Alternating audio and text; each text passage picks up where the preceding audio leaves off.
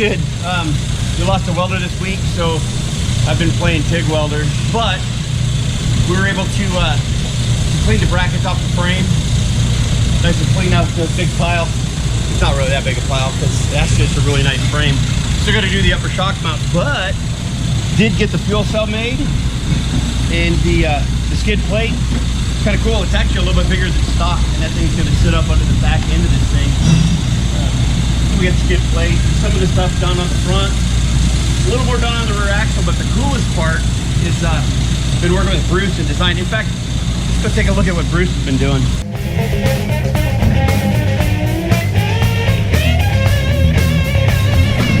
Oh, Bronco bumper. Actually, so we'll introduce you. This is Evan and Bruce. This is our Billy the Kid, or Bronco Billy, or Cowboy Bob, whatever. He's working on the Bronco bumper with Bruce, lead CAD guy. So this is kind of exciting. This is for the older Bronco, but man, once that new Bronco drops, this is kind of reminiscent of the Motobilt stuff we have already for bumpers, but trying to add a little bit of that Bronco flair. So Bruce, can you pull up the files we're working on for the JL? This is all the suspension stuff that, see, look at that. Pull all the SEMA files, all the CAD files, and then this is all the axles are drawn, the skid plate's drawn, all the fuel cell. So we model everything and we can twist this thing up, steering locks and other thing. But this is all the time spent in the design office saves so much time and guesswork out in the shop. So this is, man, by far the best way to do it. And you all know me, I'm old school. I like to do it old school, but the amount of time and effort and material and cost that you can save by modeling this thing is it's actually made a believer out of me. But this is going to be a really cool system. A true triangulated, double triangulated 4-link rear, a 3-link front, Atlas, the whole thing. It's a bolt-in and then weld-in kit,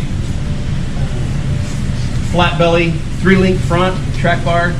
But we're running a steering box and then the hydro assist on this rig.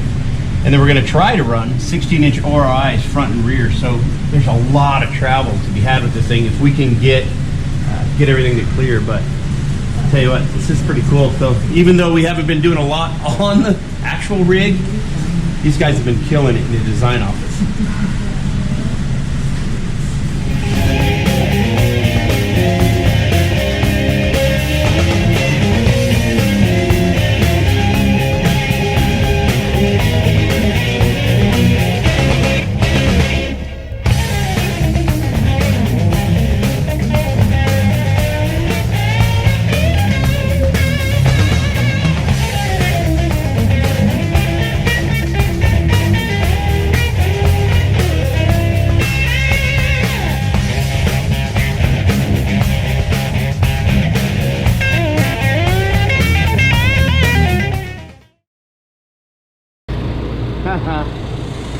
Hey!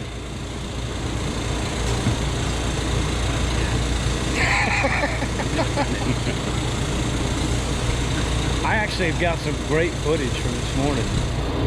Good. You ready to do some shooting on this thing? Whenever y'all are. It was me. The frame's all cleaned up.